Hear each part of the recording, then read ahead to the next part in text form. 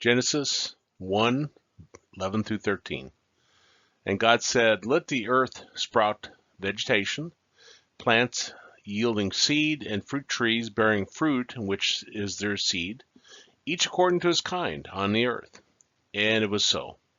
The earth brought forth vegetation, plants yielding seed according to their own kinds, and trees bearing fruit in which is their seed, each according to its kind. And God saw that it was good. And there was evening and there was morning the third day. Now, God not only created the plants that we need directly, the green beans, sweet corn, wheat, etc., but also created the vegetation that animals would need. This vegetation is not necessarily edible by people, but would be needed by the animals that we would need for protein. This indicated there was no lack of planning. Planning was perfect. God did not say later on, whoops, forgot to create that on the third day, better create it now. It does not mean that God did not create some of these items so they could change and evolve based on natural condition that might exist during that time. But again, this is part of his glorious plan. Those of you that have ever had a garden, you know that based upon some of the conditions that might exist, then the plants will grow differently. Perhaps they'll grow to the side towards sun, or lots of different variations that occur. Now, if you imagine what it was before this day, we had bare dirt, or at the beginning of the day, bare dirt, rock that had nothing growing on it. And then vegetation came forth just by God speaking. So God controlled all of it by just saying the words. Not only the plants, but the capability for continued new vegetation from seeds and so forth. If you think about our plants now, our crops that grow, God still has that control. God didn't relinquish that control and say, okay, I'm done. What happens, happens. It is still in God's choice of how the crops will grow, if we'll have the food, water. You see that in various places in the Bible.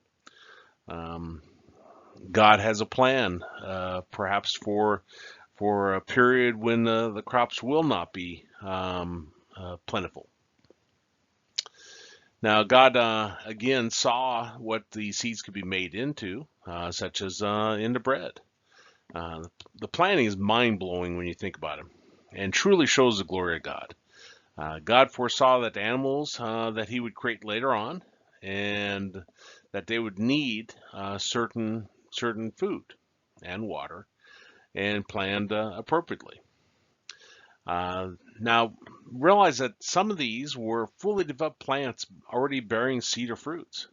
People question the Bible on one particular item based on the age of the earth. Now, they might say, well, the Bible indicates that the earth is this old, but we know from all of our scientific techniques that the age is based upon this. And you hear that a lot. But if you consider the full-grown trees that come from this day, I studied forestry up in Montana, and we would look at the number of rings to see what the age of the tree would be.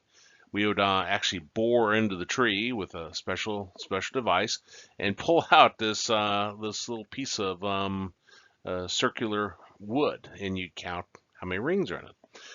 Fascinating. And for whatever reason, by doing this, it didn't kill the tree, but allowed us to determine that.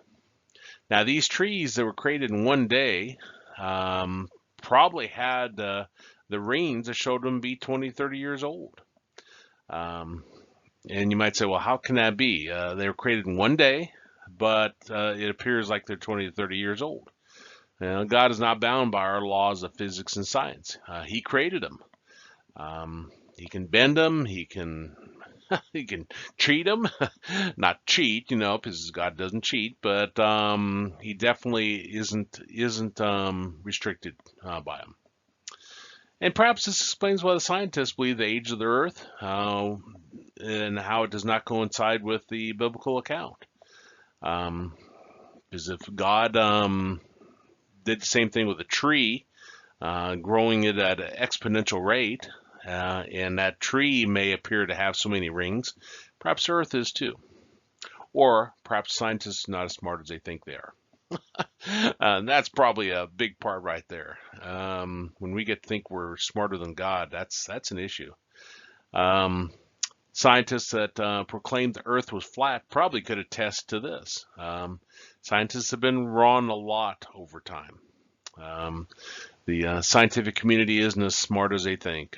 Some of the medications they come out with, 10 years later, say, oh yeah, this causes cancer.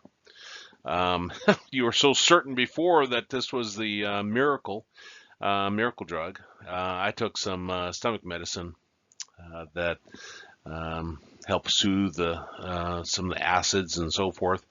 I believe it's called Zantac. My memory's not that great.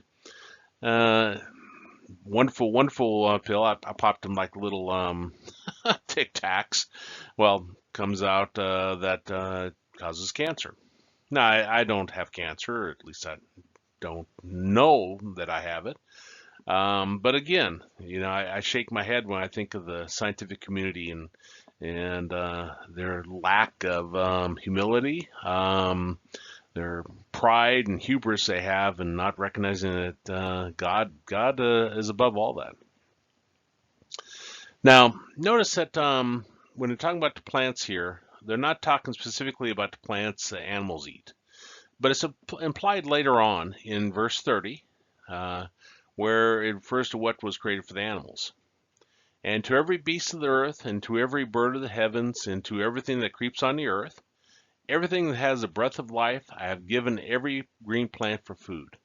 And it was so. The focus on this particular day was the benefits for mankind. And then at the end, God said, God saw that it was good. This is not God doubting himself. He knows his work is perfect and glorious. This is for our benefit, that we are affirmed that, hey, God's creation is glorious and perfect. I know a lot of times we probably question things we shouldn't be questioning, thinking that we're wise and so forth. According to Deuteronomy 32:4, the rock, his work is perfect, for all his ways are justice, a God of faithfulness and without inequity, just and upright is he. Sometimes we question God's plan and or his creation, but there's no doubt to his perfection.